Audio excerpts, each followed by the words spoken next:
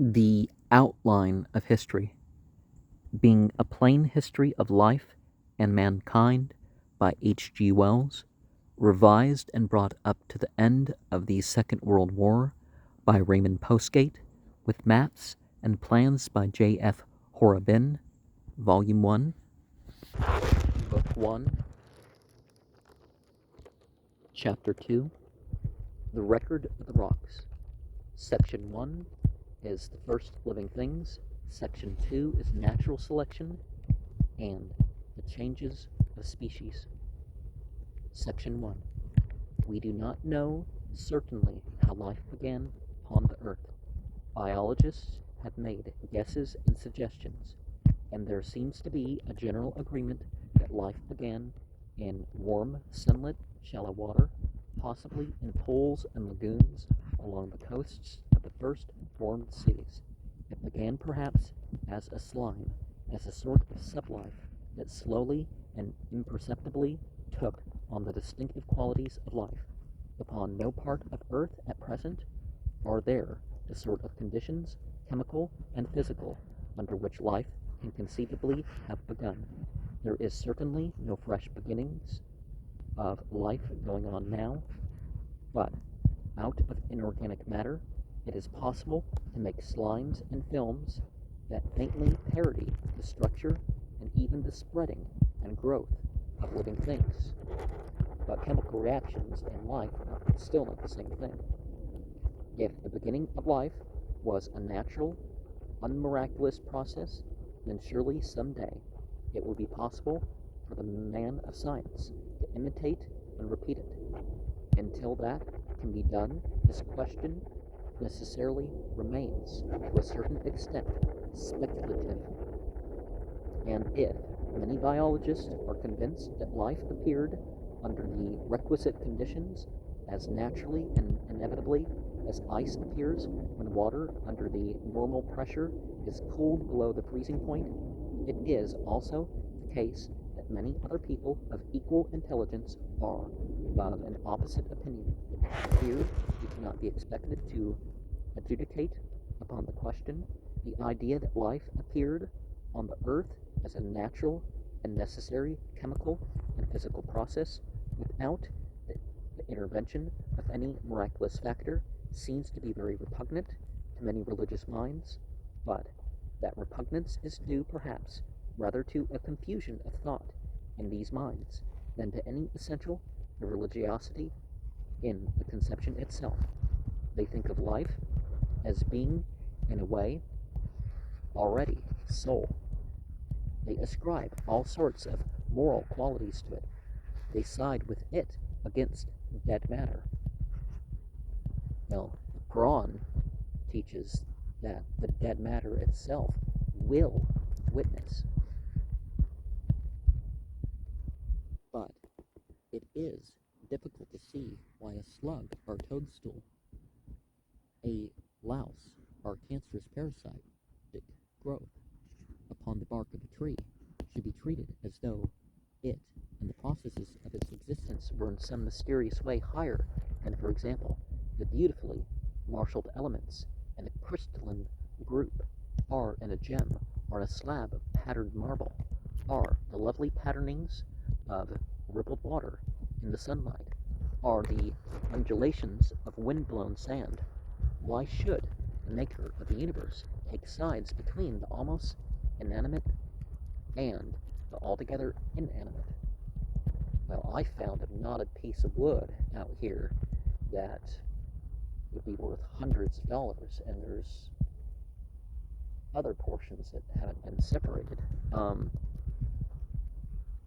Even the nodules of the knotted wood from the bugs and stuff, I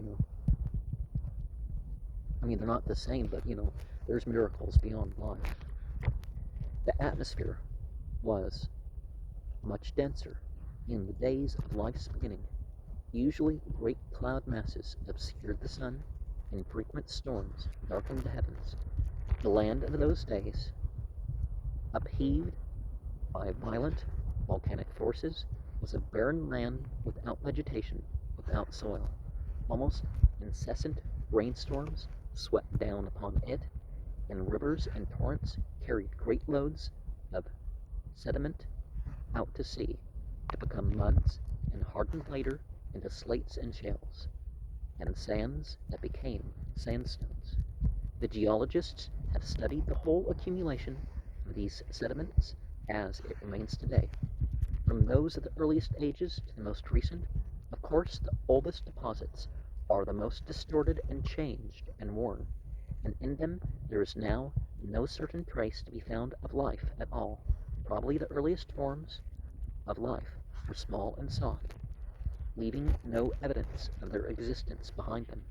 It was only when some of these living things developed skeletons and shells of lime and such like hard material that they left fossil vestiges after they died, and so put themselves on record for examination.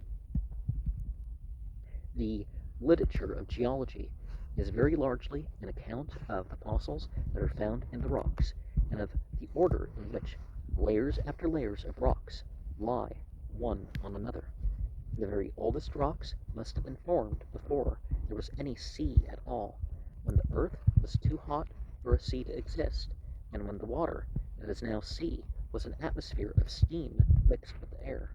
The higher levels of the atmosphere were dense with clouds, from which a hot rain fell towards the rocks below, to be converted again into steam long before it reached their incandescence. Below this steam atmosphere, the molten world stuff solidified as the first rocks. These first rocks must have solidified as a cake over the glowing liquid material beneath, much as cooling lava does. One of the things that a lot of people don't understand nowadays is that lava and volcanoes can melt ice in the coldest of environments and keep ice from developing. Like what happened in Antarctica that the year with the biggest melting on record was because of much volcanic activity, like twice that on record. But it froze on the other side, so it froze further away from the pole, and there's not going to be ice or snow there for a while because it's still too hot for it to stick. Same thing, Iceland has that issue too, is that there'll be no snow. It'll be 50 below. No snow will stick. They must have appeared first as crusts and clinkers. They must have been constantly remelted and recrystallized before any thickness of them became permanently solid. The name of the fundamental gneiss,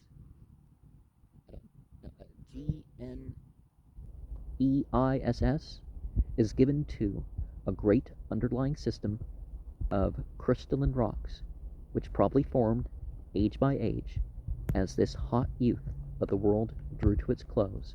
The scenery of the world in the days when the fundamental gneiss was formed must have been more like the interior of an electric furnace than anything else to be found upon earth at the present time. After long ages, the steam in the atmosphere began also to condense and fall right down to earth, pouring at last over these warm primordial rocks in rivulets of hot water, and gathering in depressions as pools and lakes and the first seas.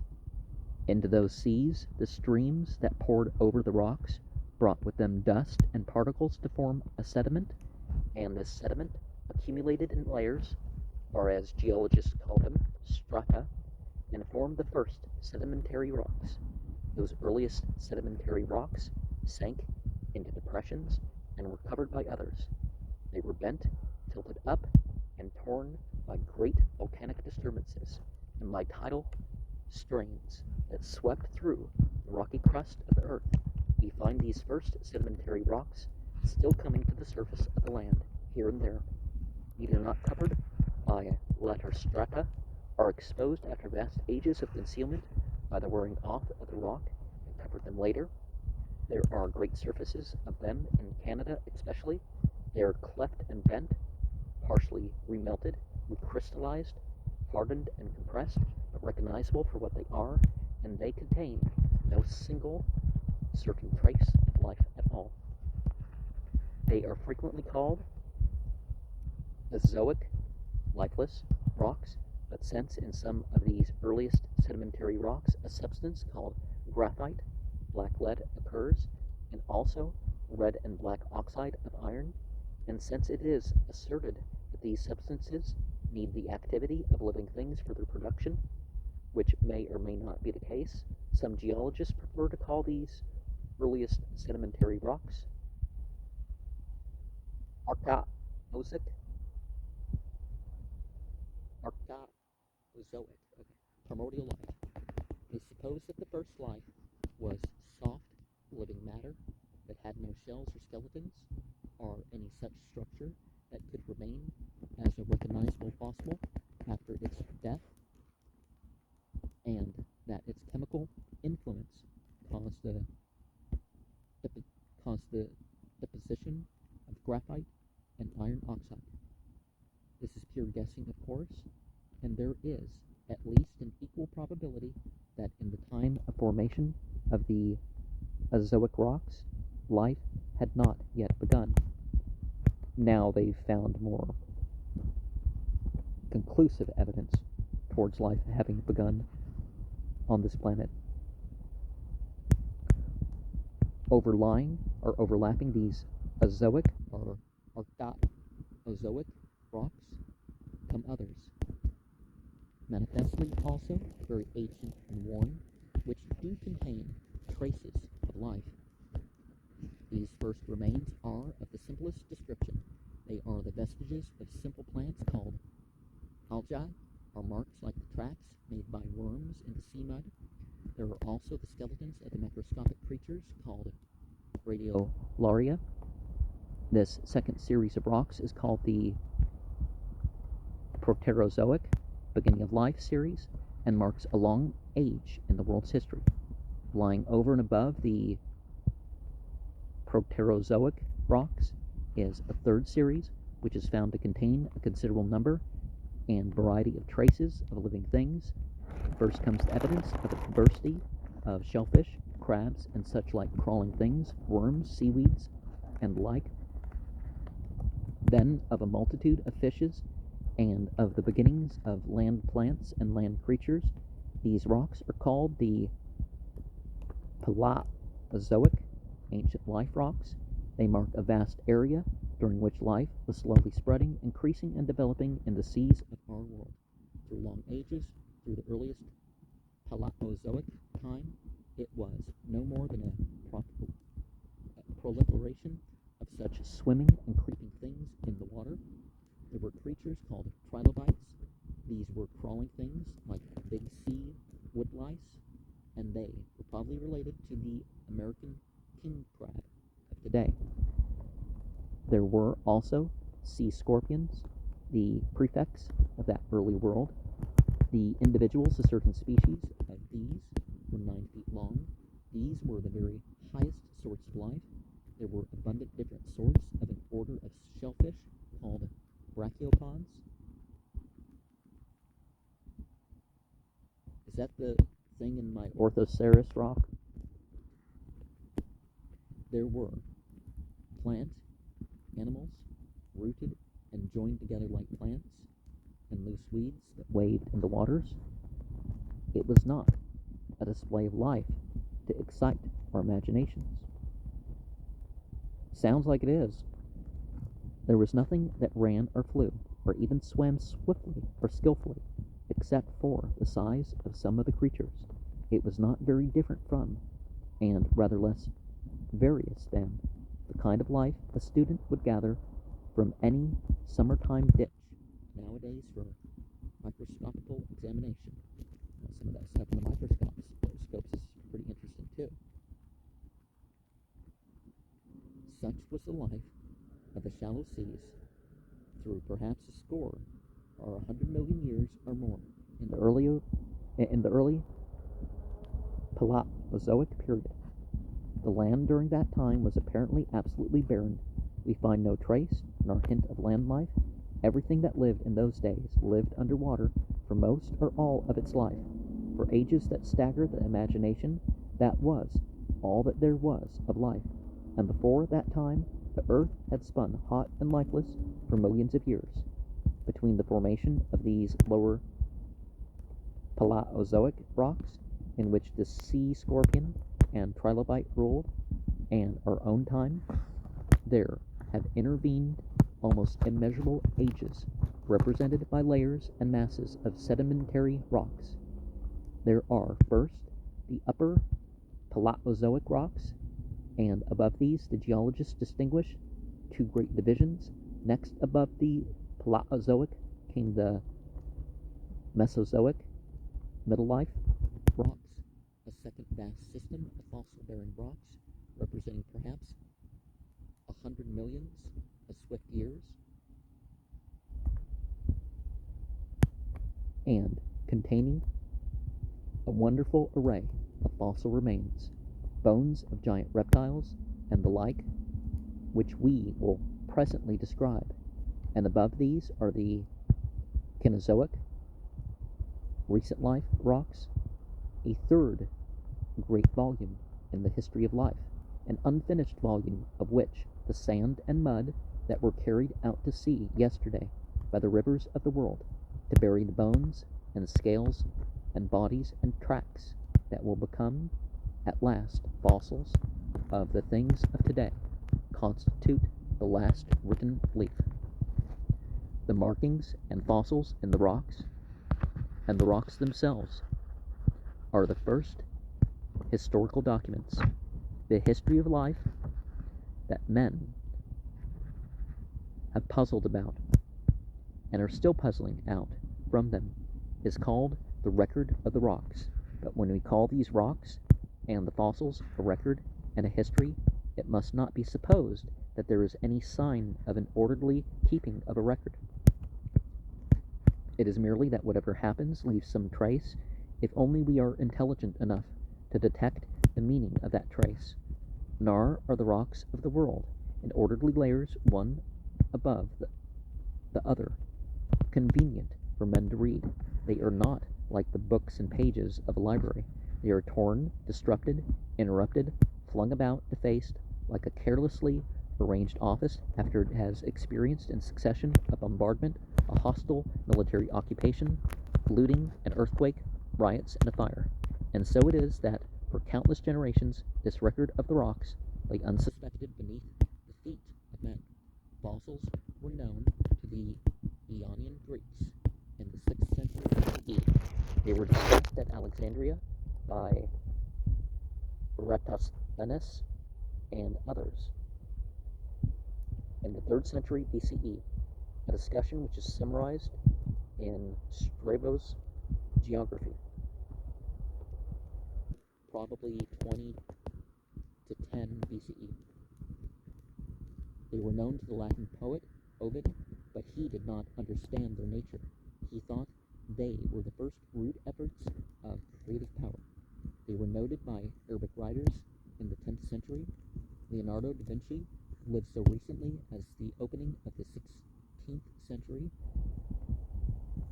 1452 to 1519, was one of the first Europeans to grasp the real significance of fossils.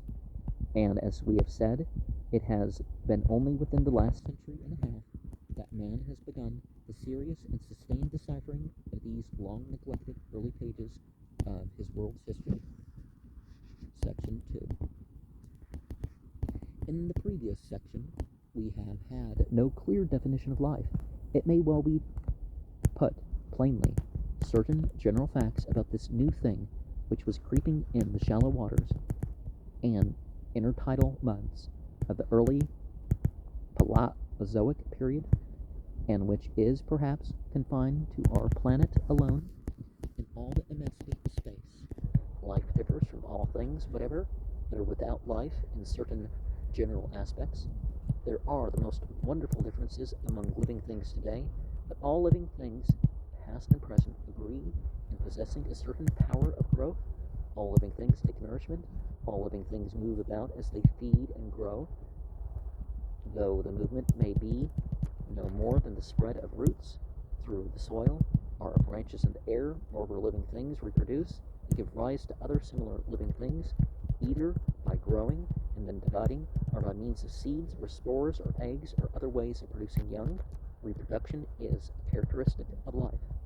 No living thing goes on living forever. There seems to be a limit of growth for every kind of living thing among very small and simple things, such as that microscopic blob of living matter, the amoeba, we usually say amoeba. An individual may grow and then divide completely into two new individuals, which again may divide in their turn. Many other microscopic creatures live actively for a time, grow, and then become quiet and inactive, and close themselves in an outer covering, and break up wholly into a number of still smaller things, spores, which are released and scattered, and again grow into the likeness of their parent. Among more complex creatures, the reproduction is not usually such simple division, though division does occur, even in the case of many creatures big enough to be visible to the unassisted eye. But the rule with almost all larger beings is that the individual grows up to a certain limit of size. Then, before it becomes unwieldy, its growth declines and stops. As it reaches full size, it matures. It begins to produce young, which are either born alive or hatched from eggs, but all of its body does not produce young. Only a special part does that. After the individual has lived and produced offspring for some time, it ages and dies. It does so by a sort of necessity. There is a practical limit to its life as well as to its growth. These things are as true of plants as they are of animals, and they are not true of things that do not live. Non-living things, such as crystals, grow, but they have no set limits of growth or size. They do not move of their own accord, and there is no stir within them. Crystals, once formed, may last unchanged for millions of years. There is no reproduction for any non-living thing. This growth and dying and reproduction of living things leads to some very wonderful consequences. The young, which a living thing produces, are, either directly or after some intermediate stages and changes, such as the change of a caterpillar into a butterfly, like the parent living thing, but they are never exactly like it, or like each other. There is always slight difference, which we may speak of as individuality. 1,000 butterflies this year may produce very many more next year. These latter will look to us almost exactly like their predecessors, but each one will have just that slight difference. It is hard for us to see individuality in butterflies because we do not observe them very closely, but it is easy for us to see it in men. All the men and women in the world now are descended from the men and women of 1800 of the Common Era. But not one of us now is exactly the same as one of that vanished generation. And what is true of men and butterflies is true of every sort of living thing, of plants as of animals. Every species changes all its individualities in each generation. That is as true of all the minute creatures that swarmed and reproduced and died in the Archaeozoic and Proterozoic seas as it is of men today. Every species of living things is continually dying and being born again as a multitude of fresh individuals. Consider then what must happen to a newborn generation of living things of any species. Some of the individuals will be stronger or sturdier or better suited to succeed in life in some way than the rest. Many individuals will be weaker or less suited. In particular single cases, any sort of luck or accident may occur, but on the whole, the better equipped individuals will live and grow up and reproduce themselves, and the weaker will, as a rule, go under. The latter will be less able to get food, to fight their enemies, and pull through, so that in each generation there is, as it were, a picking over of the species, a picking out of most of the weak or unsuitable, and a preference for the strong and suitable. This process is called natural selection, or the survival of the fittest. Through survival of the fitter, though survival of the fitter would be the more precise expression.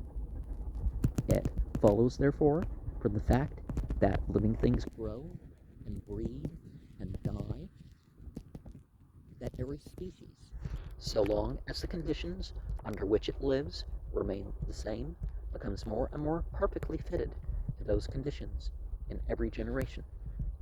But conditions do not remain the same, and every species lives a little uneasily in its condition. Adaptation is always imperfect, and sometimes it is very imperfect. And coming to the help of life in fitting itself to the exigencies of circumstance is the fact that ever and again appear novelties in structure, sudden marked differences called mutations, differences much greater than the ordinary individual difference.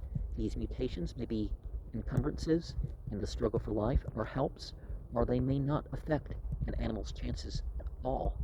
In the former case, they are rejected by natural selection. In the second, they are welcomed and encouraged. In the third, they may spread throughout a species unchallenged. Features neither helpful nor harmful. The spontaneous change. We do not as yet know what causes mutations. We know only that life is continually experimenting in this way, and that its experiments come to the sieve of natural selection for endorsement, indifference, or elimination. Mutation itself seems to be an entirely haphazard process. A mutation may just hit the urgent need of the time. It may be a pointless irrelevance, or it may be an absurd variation. In the latter case, it proves a monster which dies. In the former, it spreads throughout the species. The manner of its spreading, elucidated by the Abbe Lendl, is too long a story to relate here. The reader will find it clearly explained in The Science of Life, now a companion work to this outline. In The Science of Life, he will find also a long and exhaustive account of contemporary evolutionary discussion, and a far ampler history of the forms of life before man. Let us, to take a simple instance, here consider the case of some little furry, whitey brown animal living in a bitterly cold land, which is usually under snow. Such individuals as have the thickest, whitest fur will be least hurt by the cold, less seen by their enemies, and less conspicuous as they seek their prey. Every mutation in that direction will be advantageous. The fur of this species will thicken, and its whiteness increase with every generation until there is no advantage in carrying any more fur. Imagine now a change of climate that brings warmth into the land, sweeps away the snows, makes white creatures glaringly visible during the greater part of the year, and thick fur an encumbrance. Then, every individual with a touch of brown in its coloring and a thinner fur will find itself at an advantage, and very white and heavy fur will be a handicap. Every favorable mutation will be seized upon and welcomed by natural selection during the ages of stress. There will be a weeding out of the white in favor of the brown in each generation if this change of climate comes about too quickly, and no favorable mutation chance along. The species may be exterminated, but if mutations appear of a helpful kind and have time to spread themselves widely, the species, although it may have a hard time, may yet be able to change itself and adapt itself generation by generation. This change and adaptation is called modification of species. And one of the things the Quran says is that God is the evolver. So if God's the evolver, it's like, don't tell God how to do his evolution, you know. The people want it to match the Bible, and they complain, oh, no, religious people can't believe in evolution. It's an atheist thing. It's like, perhaps this change of climate does not occur all over the lands inhabited by the species. Maybe it occurs only on one side of some great arm of the sea, or some great mountain range, or such like divide, and not on the other. A warm ocean current, like the Gulf Stream, may be deflected and flow so as to warm one side of the barrier, leaving the other still cold. Then on the cold side, the species will still be going on to its utmost possible furriness and whiteness, and on the other side it will be modifying towards brownness and a thinner coat. Wasn't it one place over by Asheville, North Carolina, was like said to be had the widest variety of plants and maybe even animals in the world? For a time, there's been a lot of development and stuff like that since that was officially what they were claiming. So, I mean, I wasn't even alive when, what I was referring to was said, so I don't, you know. But yeah, it's just because they have all little niches of the environment, and there's a wider range of elevation and some other factors out there. At the same time, there will be probably other changes going on. A difference in the paws, perhaps, may be encouraged here and discouraged there, because one half of the species will be frequently scratching through snow for its food, while the other will be scampering over brown earth. Probably also, the difference of climate will mean differences in the sort of food available, and that may favor differences in the teeth and the digestive organs, and there may be changes in the sweat and oil glands of the skin due to the changes in the fur, and these will affect the excretory organs and all the internal chemistry of the body. And so, through all the structure of the creature, a time may come when the two separate varieties of this formerly single species may become so unlike each other through the accumulation of individual and mutational differences as to be recognizably different species, such as splitting up of a species in the course of generations into two or more species is called the differentiation of species. And it should be clear to the reader that given these elemental facts of life, given growth and death and reproduction, with individual variation and mutation in a world that changes, life must change in this way. Modification and differentiation must occur. Old species must disappear and new ones appear. We have chosen for our instance here a familiar sort of animal, but what is true of furry beasts in snow and ice is true of all life, and equally true of the soft jellies and simple beginnings that flowed and crawled for hundreds of millions of years between the tidal levels and in the shallow, warm waters of the Proterozoic seas. They were all varying and mutating and living in a world of change that encouraged many of their variations and mutations. The early life of the early world, when the blazing sun rose and set in only a quarter of the time it now takes, when the warm seas poured in great tides over the sandy and nutty shores of the rocky lands, and the air was full of clouds and steam, must have been modified and varied. The species must have developed at a great pace. Life was probably as swift and short as the days and years, the generations which natural selection picked over followed one another in rapid succession. Natural selection is a slower process with man than with any other creature. Well, our perception of recording history for it and stuff like that, but I'm not sure that's the case. We may be able to make the case that it's quicker for humans. Well, basically, it's all our stupid decisions with chemicals and all that, but it takes 20 years or more before an ordinary Western European grows up and reproduces. In the case of most animals, the new generation is on trial in a year or less, with such simple and lowly beings, however, as first appeared in the primordial seas. Growth and reproduction was probably a matter of a few brief hours or even of a few brief minutes. Modification and differentiation of species must accordingly have been extremely rapid, and life had already developed a great variety of widely contrasted forms before it began to leave traces in the rocks. The record of the rocks does not begin, therefore, with any group of the closely related forms from which all subsequent and existing creatures are descended. It begins in the sea, with nearly every main division of the animal kingdom already represented. Plants are already plants, and animals, animals. The brachiopods are already in their shells, consuming much the same sort of food that oysters and mussels do now. The great water scorpions crawl Among the seaweeds, the trilobites roll up into balls and unroll and scuttle away. In that ancient mud, there was probably as rich a life of infusoria and the like as one finds in a drop of ditch water today. In the ocean, there was an abundance of minute and translucent, often phosphorescent beings. But in the land above, the high tide line was still, so far as we can guess, a stony wilderness without a trace of life.